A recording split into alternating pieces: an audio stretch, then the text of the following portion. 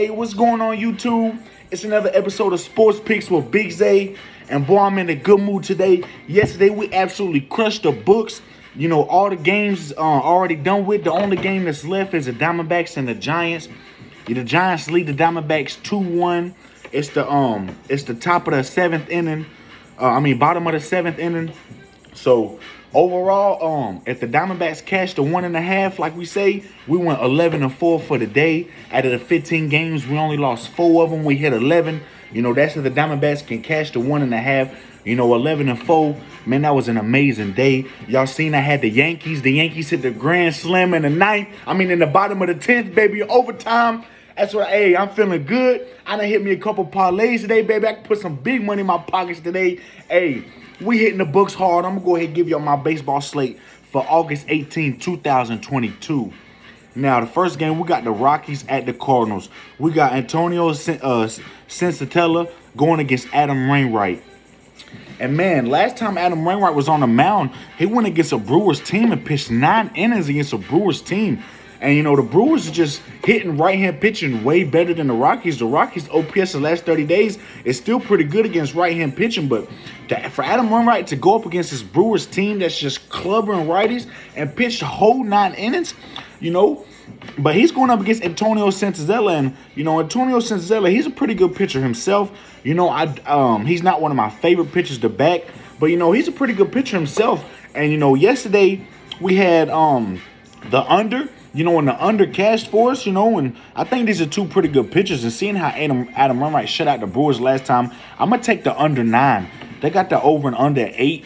I'm going to alternate and just do under 9 at -185. I think that's the best line and the best bet for this game. Next game, we got the Athletics at the Rangers. We got Zach Lowe going up against Dane Dunning. And last time Zach Lowe went up against this Rangers offense, they lost. The Athletics lost 11-4. He only pitched 2 innings. He gave up 7 hits and 4 earned runs with 2 home runs. You know, they had to relieve him only after 2 innings. And, you know, Dane Dunning, last time he pitched against this Athletics team, you know, the Rangers lost 6-5. He played 4 innings. He gave up 7 hits and only 2 earned runs. I do think Dane Dunning did pitch the better game compared to Zach Lowe. And, you know, the Rangers, you know, we've been seeing this series go back and forth. The Rangers win the game, the Athletics win the game, the Rangers win the game. And today, the Rangers are just a little more favorites than it was yesterday. You see today, they're -190 instead of -160. I'm going to take a shot. I'm going to take the Rangers on the money line, even though this isn't one of my best games, my favorite games of the day. I'm still going to take the Rangers on the money line. I think that's the best play for this game. Next game, we got the Astros at the White Sox. We got Luis Garcia going up against Lucas Giolito. And, you know, last time Lucas Giolito went against this Astros team, the White Sox lost 13-3. You know, he pitched 5 innings. He gave up 7 hits, 8 earned runs, and 2 home runs, you know. But that was back when the Astros was one of the best teams against right-hand pitching. You know, you see in the last 30 days, OPS against righties, they're only at .674. You know, in the last 30 days against right-hand pitching, their stats have just went tremendously down. You know, there was at one point where it was .863, you know, one of the top 5 teams against right-handed pitching. You know, but now they're just crumbling. You know, they're in the bottom 15th in the OPS in the last 30 days against right-hand pitching, and the White Sox is hitting righties better in the last 30 days. You know, a .735. That's at .735. You know, that's better than .674. You know, and even though Lucas Giolito went on the mound and they lost 13-3, you see the Astros are only -130 favorites. You know, and you know, when it seems too good to be true, 9 times out of 10 in the gambler world, it is. I'm going to take a shot and take the White Sox +1.5. We had Astros yesterday and it cashed. We had the White Sox on the money line the past 2 games before that. Both of them cashed. We've been cashing this Astros team back. We've been calling the losses and the wins with this Astros team. I'm going to take the White Sox +1.5. Next game, we got the Dodgers at the Brewers. We got Andrew Heaney, a lefty, going up against Corbin Burns, a righty. And yesterday, we had the Dodgers on the money line, and that was a cash game for us. But, I'm going to have to take the Dodgers again on the money line. We got Andrew Heaney, a left-handed pitcher. And, in my past videos, I tell y'all the Brewers just do not hit left-handed pitchers. OPS in the last 30 days of .568. They're one of the worst teams against left-handed pitching. And even though Corbin Burnes has been pitching lights out, one of the better right-hand pitchers in the league, the Dodgers' OPS in the last 30 days against right-hand pitching is .839. And they got an 80% win percentage, win percentile against right-hand pitching this year, where the Brewers only got a 44% percentile win percentage against left-handed pitching. They only win a 44% of the games against left-handed pitching. And that's just not a team I want to back up. I'm gonna take the Dodgers on the money line, and I think that's the best bet for this game. Next game, we got the Cubs at the Orioles. We got Adrian Sampson going up against Spencer Watkins. And last time Spencer Watkins and the Orioles went up against this Cubs team, the Orioles won 7-1. Spencer Watkins pitched 5 innings. He gave up 4 hits and 1 earned run. He pitched really, really good in that game. And Adrian Sampson, last time they went up against the Orioles, the Cubs lost 4-2. He pitched 5 innings. He gave up 6 hits, 3 earned runs, and 1 home run. But overall, giving up 3 earned runs to this Orioles team that's just been so hot. I think he really pitched a pretty good game. And, as of late, Adrian Sampson, he hasn't been the best pitcher, but he's been pitching good enough to keep the Cubs in these games. And Spencer Watkins, he has not been pitching his best ball game as of late. The Orioles, they've been one of the hottest teams in baseball, but, coming up against this Cubs team, the Orioles are just slight favorites. I'm going to take a shot. I'm going to take the Cubs at +1.5. I'm going to take the Cubs +1.5. I think that's the best bet, the best line for this game. Next game, we got the Diamondbacks at the Giants. We got Zach Gallen going up against Logan Webb.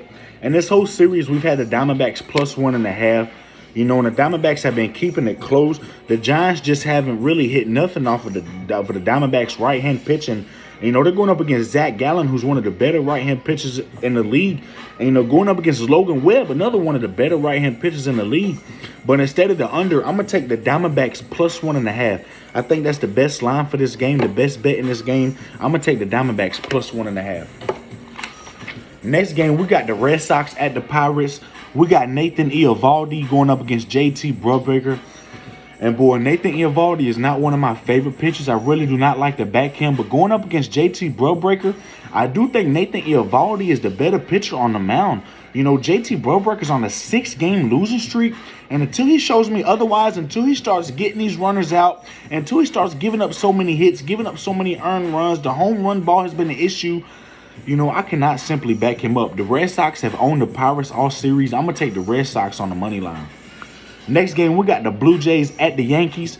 We got Jose Barrios going up against Frankie Montas. And boy, Jose Barrios has not pitched well against his Yankees lineup. He's pitched 10 innings against his Yankees lineup, and in 10 innings, he gave up 11 hits, 8 earned runs, 3 home runs. That's just not going to cut it going up against the Yankees lineup, who has been struggling. But we had him last night in that grand slam in the bottom of the 10th, showed me that the Yankees still have some of the best batters. We see DJ LeMahieu came in for that 1 hit, and he did single. LeMahieu might actually start this game. So we do see the Yankees getting a couple of their batters back. And Frankie Montas, he didn't pitch good against the Cardinals, but the last outing, he really did impress me. And the Blue Jays offense and the Yankees offense have both been struggling. I think the best bet in this game is the under 9. We got the over and under at 8. I'm going to do the alternate run at under 9 at -170. I think this is just, a match between 2 of the better MLB teams in the league. I think runs are hard to come by. I'm going to take the under 9, and I think that's the best pick, best bet in this game. Next game, we got the Royals at the Rays. And we don't have nobody pitching for the Tampa Bay Rays, nobody pitching for the Royals. We have no lineup. We have nothing in this game, so I'm just going blindsided. But one thing I did notice is the Tampa Bay Rays are going to have to come back all the way to Tampa Bay after losing to the Yankees in the bottom of the 10th. That's a far travel to go from New York all the way back to Tampa Bay.